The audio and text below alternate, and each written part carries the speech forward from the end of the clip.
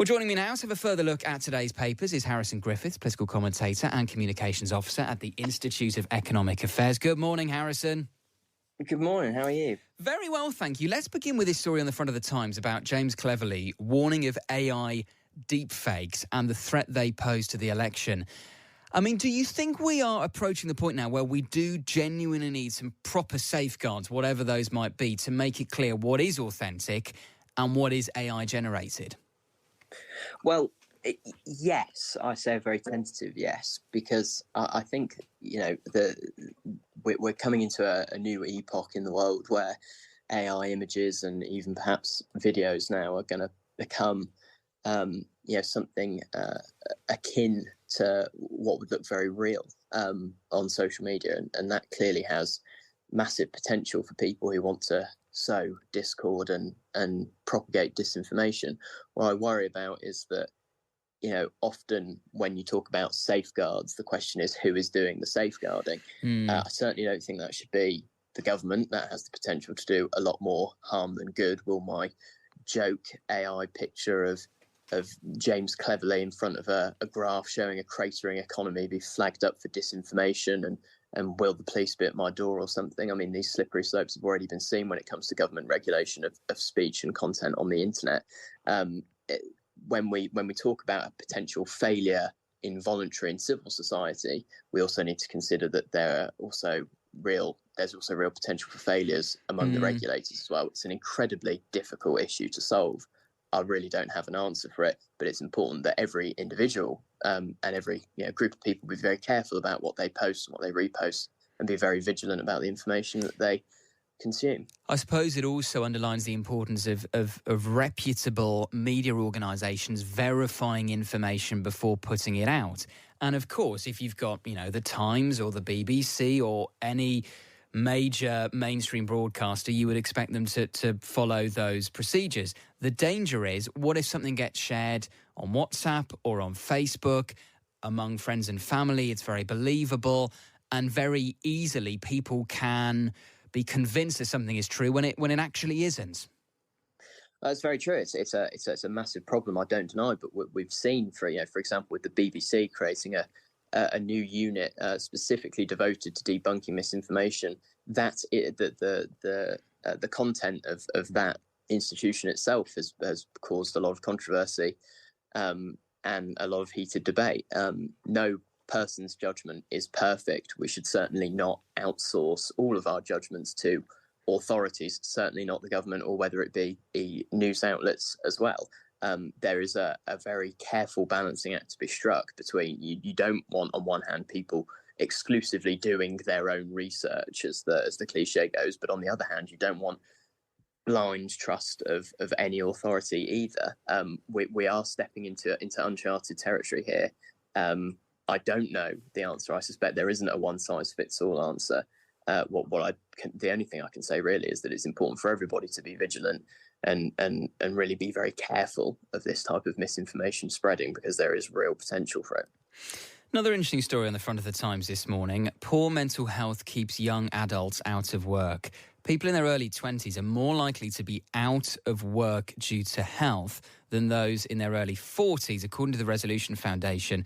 There's a report laying bare Britain's mental health crisis. The Daily Mail calls it Generation Sick Note and questions whether it is all just snowflakery. I think what is particularly interesting is that this is a new phenomenon in the sense that 20 years ago, the generation least likely to be off work was those in their early 20s, which kind of makes sense because you would assume people are at the peak of their physical health at that point. But the issue now seems to be the mental health of younger people. What's your take on this, Harrison? It's an extremely, once again, like AI, I guess, an extremely complicated picture for which it's incredibly difficult to cast broad analysis. I think it's pretty cheap to just go down this road of labeling well, the young people are snowflakes, etc. I think that's a very cheap, easy thing to do. Had the Daily Mail led with something like that there was a work-shy northeast, for example, around or just under a quarter of people in many parts of the northeast are out of work, I think there would have been massive outcry, and quite rightly. It's incredibly difficult to understand the exact nature of, particularly when it comes to mental health, the extent to which this is a a serious, tangible problem, the extent to which people are maybe taking advantage or perhaps exaggerating, the extent to which, the culture around this stuff has changed. All we can say about issues like this is we can make a best guess based on whether we as a society, government policies, encourage something or discourage something. And I think on this occasion, we can say that we do encourage worklessness, particularly post-pandemic, through our welfare policies and our pension policies. And this isn't just a young people problem. The biggest welfare programme we have in this country are state pensions, which are triple locked. There are psychological, moral, disincentives for young people to work when there's very little in this country for them to work to. The prospect of property ownership or even cheap rents has never been more remote for young people in this country. For what work they do is effectively paying towards huge welfare maintenance payments for the generation above them. And so I can understand on one hand the plight of young people in some ways, but on the other, we have a situation in the labour market that it should be economically impossible. We have 900,000 job vacancies. We have net immigration running at 745,000 per year. At the same time, there is a serious problem here with the UK's domestic labour market. Again, very difficult to solve, but it's got to start, I think, at welfare policy, because before the pandemic, the UK's workplace participation was just under 80%. It was the highest level ever. Clearly, the lockdown, pandemic, the furlough scheme has changed the culture massively since then. But surely it can't have changed it that much to the point that we're now looking at incredibly low rates of workplace participation. There has got to be something else wrong in there. And that to solve that will take welfare reform, will take healthcare reform as well. Clearly, our health services are not equipped to properly deal with mental health. There is a huge backlog and waiting lists, for example. So it's a very difficult thing to do, but it needs to be urgently addressed because, as I say, we have a labour market situation that should be economically impossible. It's something that's holding back our growth massively, estimated about 1.3% of GDP in the last year, which would, of course, have saved us from recession. Just finally, let's talk about the latest in the row over Lee Anderson's comments. The Conservative peer Baroness Varsi says that anti-Muslim racism is tolerated within the Conservative Party. Yet the Telegraph reporting today that Red Wall MPs are having their inboxes flooded with messages of support for Lee Anderson. Do you think Rishi Sunak should do more on this? Do you think maybe he should come out and address this issue head on?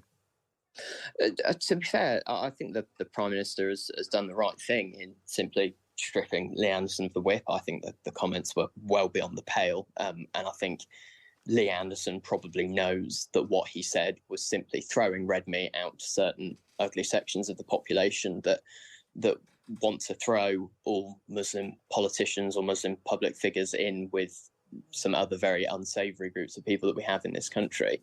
I think by not giving it more of his attention and therefore more airtime, I think Rishi Sunak did do the right thing. He was pretty decisive on this. I think broadly speaking, what Lee Anderson said about Sadiq Khan was well beyond the pale. And I don't think there's any room for that type of bigotry, of basically taking somebody who has a certain religious view, comes from a certain background, and throwing them in with the worst elements of that group. However, at the same time, there is clearly a massive problem in this country with Islamism in some sense, I guess. And what Lee Anderson has done is he's deliberately blurred those lines between Muslims in public life and in private life who have absolutely nothing to do with these awful segments of society. And he's once again distracted, just as people who deny that there is a problem with this in this country. Lee Anderson has then distracted from the real issues here. And now all we're banging on about is Lee Anderson's comments and the response to them, rather than having a serious conversation around this. Harrison, really appreciate your time. Thank you so much. Thanks, James. That's Harrison Griffiths, political commentator and communications officer at the Institute of Economic Affairs. Good morning.